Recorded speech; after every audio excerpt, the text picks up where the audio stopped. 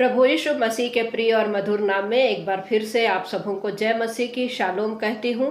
परमेश्वर पिता का धन्यवाद देते हैं कि इन दिनों में हम हबक्कुक नामक पुस्तक का अध्ययन कर रहे हैं और हमने प्रियो पहला अध्याय को कंप्लीट कर चुका है और दूसरा अध्याय का हम लोगों ने पहला पद से लेकर के चौथे पद तक हमने अध्ययन कर चुका है। यदि आप में से किसी ने नहीं सुना है, आप अवश्य ही सुने, सीखें और परमेश्वर की महिमा में, परमेश्वर की ज्ञान में बढ़ते चले जाए, क्योंकि होशे नबी क्या कहता है कि उसकी प्रजा के पास में ज्ञान के ना होने के कारण उसकी प्रजा नाश हो गई। तो हमको परमेश्वर का ज्ञान होना बहुत ज़रूरी है।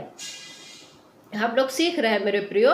हबक्कुक कहता है कि दुष्ट लोग फलते फूलते हैं परंतु अच्छे लोग सताए जाते हैं। ऐसा क्यों होता है?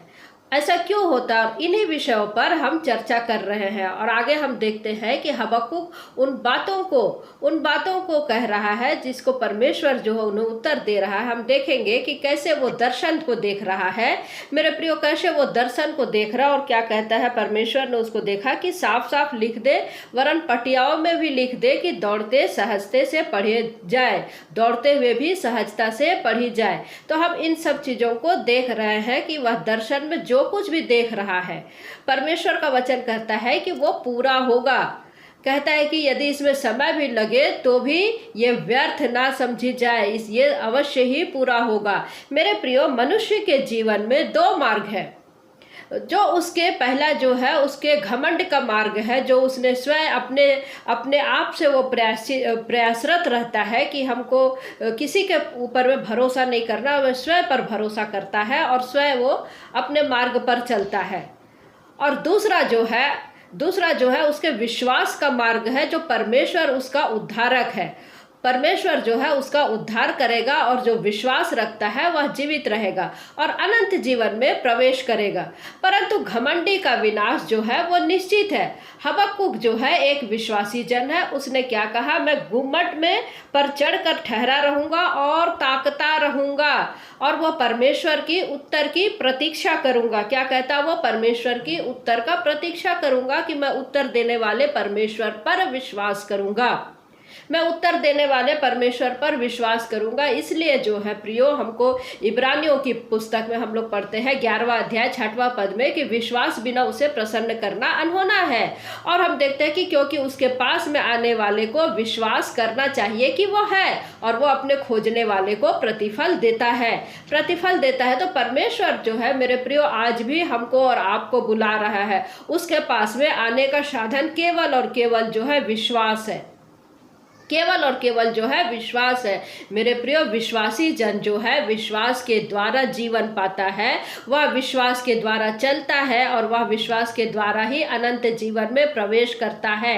वो अपनी क्षमता से नहीं करता, ना ही अपनी योग्यता से, किंतु हम जानते हैं कि प्रभु यीशु मसीह के कारण हम अनंत जीवन में प्रवेश करते हैं, क्योंकि उसका लहू हमको सब पापों से शुद्ध करता है, वो हमको जीवन देता है। तो मेरे प्रियो, हम लोग इस चीज़ को हम लोग कल देख रहे थे और हबक्कुक 2:4 हमको क्या कहता है कि देख, उनका मन फूला हुआ है, उनका मन सीधा नहीं है, परंतु धर्मी अपने विश्वास के द्वारा जीवित रहेगा। इसी को प्रभु यीशु मसीह ने क्या कहा है? मत्ती रचित सुसमाचार 7वां अध्याय उसका 13 और 14 पद में देखिए वचन हमको क्या कहता है। 7 का 13 और 14, सकेत फाटक से प्रवेश करो, क्योंकि चौड़ा है वह फाटक और सरल है वह मार्ग जो विनाश को पहुंचाता है, और बहुत से हैं जो उससे प्रवेश करते हैं। क्योंकि सकेत है वह फाटक और कठिन है वह मार्ग जो जीवन को पहुंचाता है, और थोड़े हैं जो उसे पाते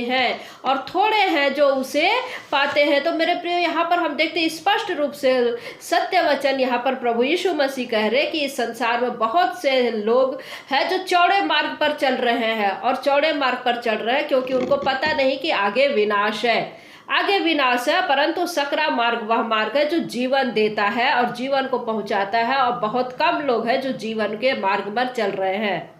चौड़ा मार्ग अर्थात एक बड़ा मार्ग को हम देखते हैं, परंतु आगे जाकर के क्या कह रहा है कि वो सकरा हो जाता है और विनाश को पहुंचाता है।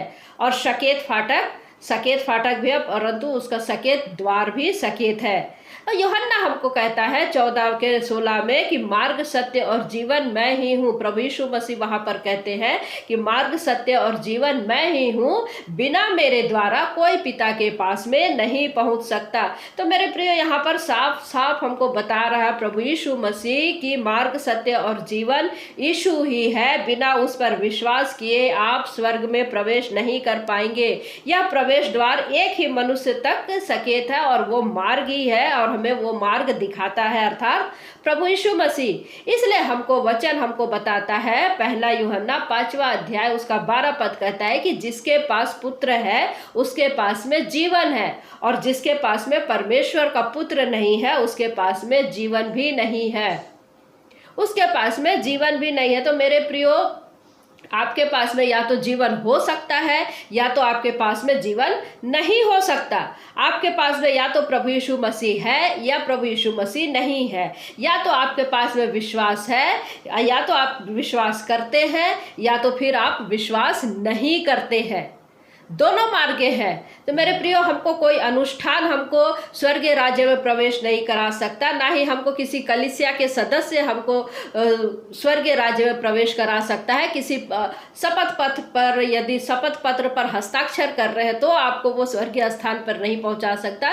किंतु ये जो विश्वास है ये व्यक्तिगत होता है, और यही हमको प्रभु यीशु मसीह के द्वारा जब हम विश्वास करते हैं वो हमको अनंत राज्य में प्रवेश कराता है। ना कि हमको किसी रीति विधि के अनुसार में हम जाने से हमको स्वर्गीय स्थान प्राप्त होता है। किंतु हमारा पहला स्टेप जो है वो क्या होता है, विश्वास के द्वारा ही हम प्रभु यीशु मसीह पर विश्वास करने के द्वारा हमको स्वर्गीय स्थान प्राप्त होता है।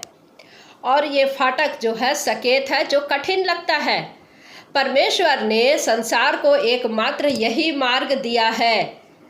परमेश्वर ने संसार को एकमात्र यही मार्ग दिया है। और मुख्य बात तो ये है कि आप प्रभु यीशु मसीह के साथ में आप अपना संबंध कैसे रखते हैं। प्रभु यीशु मसीह क्रूस पर मरकर फिर से जी उठा। वो हमारे लिए, अर्थात सारे मानव जाति के पापों के लिए मरा, ताकि उसे दोबारा दंड ना मिले, अर्थात मनुष्य को जो है दोबारा दंड ना मिले, हमको और आपको दोबारा दंड ना मिले। तो मेरे प्रियो, यही कारण है कि प्रभु यीशु मसीह ने कहा है कि सकेत है वह फाटक और सकरा है वह मार्ग जो जीवन में प्रवेश करता है, और थोड़े हैं जो उसमें प्रवेश करते हैं। क्या आप सकरे मार्ग में चल रहे हैं या फिर चौड़े मार्ग में? आप अपने आप को जांचें। निसंदेह मेरे प्रियो कि यह फाटक सकेत है, सकरा है, परंतु आगे चल करके ये सकेत और सकरा मार्ग नहीं है। परंतु जैसे जैसे आप आगे बढ़ेंगे ये अधिक चौड़ा होता चला जाता है। और हम लोग यूहन्ना 10:10 में हम लोग क्या देखते हैं कि मैं इसलिए आया कि वे जीवन पाएं और बहुतायत का जीवन पाएं। तो मेरे प्रियो, स्वतंत्रता और मुक्ति जो प्रभु यीशु मसीह ने अपनों को दिया है वो बहुत ही बहुमूल्य है, बहुत ही बहुमूल्य है। मेरे प्रियो, आज हम देखते हैं कि शराब देखते हैं, शराब पीना और नशा मुक्ति, स्वतंत्रता एक चौड़े मार्ग को दिखाता, परंतु उसका अंत जो है विनाश है, विनाश में होता है। विश्वासी जो सकेत फाटक से, जो सकरे फाटक से प्रवेश करता, अर्थात प्रभु यीशु मसीह में विश्वास करता है कि वह उसका उद्धार करता है, वह उस स्थान में नहीं पहुंचता जो बहुत सकरा है, परंतु वास्तव में उसको जीना कितना कठिन रहता है। और यदि आपके पास में जीवन है, वचन हमको साफ साफ कहता है कि प्रभु यीशु मसीह ही मार्ग, सत्य और जीवन है। और हमको क्या कहता है कि मैं इसलिए आया कि आप और मैं जीवन पाए और बहुतायत का जीवन पाए। वो हमको और आपको जीवन देना चाहता है। वो चाहता है कि हम लोग जीवन को प्राप्त करें, लोग जीवन को प्राप्त करें, अनंत जीवन को प्राप्त करें, बहुतायत का जीवन को प्राप्त करें, उद्धार को प्राप्त करें। अब प्रश्न ये है कि आपने इस जीवन को पाया है क्या? देखिए, हबक्कुक क्या कहता है अपने दृष्टांत में, हमको क्या कहता है, उन मनुष्यों का क्या होगा जिसका मन सीधा नहीं है, उनके लिए क्या कहता है, हाय। विशेष करके यहूदा को लूटने और नष्ट करने के लिए। और ये हाय जो है 3 पदों में लिखी गई है। आइए हम इसको पढ़ते हैं। हबक्कुक की पुस्तक उसका 2 अध्याय उसका 5 पद को जब हम लोग पढ़ते हैं, यहाँ पर हमको वचन बताता है, देखिए 2 का 5, दाख मधु से धोखा होता है, अहंकारी पुरुष घर में नहीं रहता और उसकी लालसा अधोलोक के समान पूरी नहीं होती और मृत्यु के समान उसका पेट नहीं भरता, उसका पेट नहीं भरता। दाख मधु से धोखा होता है मेरे प्रियो, वो बेबीलोन के लिए कह रहा है। उस समय में जो है बेबीलोन जो है एक महान राष्ट्र नहीं था जैसे कि वो दानियल के समय में था। और उनका पहला दोष क्या बता रहा है कि वे दाख मधु से धोखा खाते थे और क्या हुआ, घमंड से वे भरे हुए थे। घमंड से, अहंकारी पुरुष अर्थात घमंड से वे लोग भरे हुए थे। कहता है कि अहंकारी पुरुष घर में नहीं रहता, अहंकारी पुरुष घर में नहीं रहते थे, बाहर जा करके जीतना चाहते थे। वो सब जातियों को अपने पास खींच लेता और सब देशों के लोगों को अपने पास में इकट्ठे कर लेता था। किसके लिए कह रहा है? ये बेबीलोन के लिए कह रहा है यहाँ पर हबक्कुक। उनमें सबको जीतने की लालसा थी मेरे प्रिय। वे देश पर आक्रमण करके धन संग्रह करते थे और यहाँ तक कि वे उनको लोगों को जो है बंधक बना करके उनको दास बना लेते थे। तो बेबीलोन वह पहला विश्व शक्ति था। बेबीलोन जो है वो पहला विश्व शक्ति था। वो संपूर्ण संसार पर राज्य करना चाहता था। संसार के अनेक राष्ट्रों की यही लालसा थी, अनेक राष्ट्रों की जो लालसा थी वो यही थी। किंतु बेबीलोन जो है विश्व शक्ति के पहला विश्व शक्ति के रूप में उभरा। तो प्रियो, परमेश्वर जो है उनके शराब पीने के पाप का उल्लेख कर रहा है। यहाँ पर हमको वचन जो है बता रहा है, उनके शराब पीने के पाप का उल्लेख कर रहा है। दाख मधु से धोखा होता है, दाख मधु से धोखा होता है। और मेरे प्रियो, शराब पीने की चर्चा हम बाइबिल में देखते हैं कि भविष्यवक्ताओं ने कई बार की है। जैसे हम आमोस की पुस्तक में देखते हैं, नहूम की पुस्तक में देखते हैं, योवेल नबी की पुस्तक में देखते हैं, अभी हम हबक्कुक में देख रहे हैं। नहूम क्या कहता है? शराब के कारण अशुरों का पतन हुआ, शराब के कारण अशुरों का पतन हुआ, नहूम कहता है। और वैसे ही हम आमोस में देखते हैं कि शराब ही के कारण परमेश्वर ने उत्तरी राज्य को बंधुआई में भेजा था। हबक्कुक में हम लोग यहाँ देख रहे हैं कि शराब ही के कारण ही बेबीलोन को नष्ट कर देगा। तो मेरे प्रियो, यहाँ पर हम कह सकते हैं कि शराब स्वयं ही विनाश लेके आता है। शराब जो है स्वयं ही विनाश लेकर के आता है। शराब पीना बेबीलोन वासियों का स्वभाव था। शराब पीना जो है बेबीलोन वासियों का स्वभाव था। और हम देखते हैं दानियल नबी की पुस्तक, उसका 5वां अध्याय में जब हम लोग पढ़ते हैं, राजा बेलशस्सर ने बहुत बड़ा भोज तैयार किया था, और सब जो है शराब के नशे में थे, सब शराब के नशे में थे। यद्यपि वे अपने गढ़ वाले नगर में सुरक्षित थे और उसी रात दुश्मन ने नगर में प्रवेश करके उसे जीत लिया। उसी रात उसको नगर में प्रवेश करके दुश्मन ने जीत लिया। तो जी हाँ मेरे प्रियो, शराब के कारण ही हम लोग देखते हैं कि रोम का भी पतन हुआ था। तो मेरे प्रियो, आज कई ऐसी सभाएं होती हैं, हम लोग कई ऐसे कार्यक्रम में देखते हैं कि शराब का चलन है। इवन यहाँ तक कि लोग, हमारे बड़े बड़े पादरी लोग, हमारे बड़े बड़े सेवक लोग चर्च आराधना करने के बाद सेलिब्रेट करते हैं और शराब का सेवन करते हैं। चर्च अपने जगह है, शराब अपनी जगह है, ये उनकी मान्यताएं हैं। चर्च का कार्यक्रम हमारा कुछ समय के लिए था, अब हमारा ये समय जो है हमारा मनोरंजन का समय है। तो शराब देखिए किसी को कैसे विनाश करता, और परमेश्वर इस क्या कहता है? दाख मधु से धोखा होता है, दाख मधु से धोखा होता। और शराब पीने वालों का देश कैसे स्थिर रह सकता है? कैसे स्थिर रह सकता? प्रश्न है मेरे प्रियो। आज भी हमारे अपने लोगों के जीवन को हम लोग यदि देखें, पर्सनल व्यक्तियों के जीवन को देखें, शराबी के जीवन को देखें कि वो अपने परिवार को कैसे चलाता, वो नहीं चला सकता। शराब जिस परिवार में पिया जाता है वो परिवार बर्बाद हो जाता है, व्यक्ति का जीवन बर्बाद हो जाता है, पति पत्नी का संबंध बर्बाद हो जाता है, बच्चे बर्बाद हो जाते हैं। मेरे प्रियो, पूर्ण रीति से आर्थिक तंगी को हम लोग घरों में देखते हैं। तो यदि एक देश हो शराब पिए तो उनके देश का भी विनाश वैसा ही होता है, और ये निश्चित ही होता है। तो हबक्कुक की पुस्तक में हम परमेश्वर जो कह रहा है कि शराब ने उन्हें घमंडी बना दिया था, शराब ने उन्हें घमंडी बना दिया था और वे नरक के सदृश थे। वे सब कुछ निगल जाना चाहते थे, वे सब कुछ निगल जाना चाहते थे। देखिए यह नीति वचन की पुस्तक हमको क्या कहता है। नीति वचन की पुस्तक 30 अध्याय उसका 15 और 16 पद। नीति वचन 30 उसका 15 और 16 कैसे कहता है, जैसे जोग की 2 बेटियां होती है जो कहती है दे दे, वैसे ही 3 वस्तुएं हैं जो तृप्त नहीं होती, वरन 4 है जो कभी नहीं कहती बस। कौन कौन सी?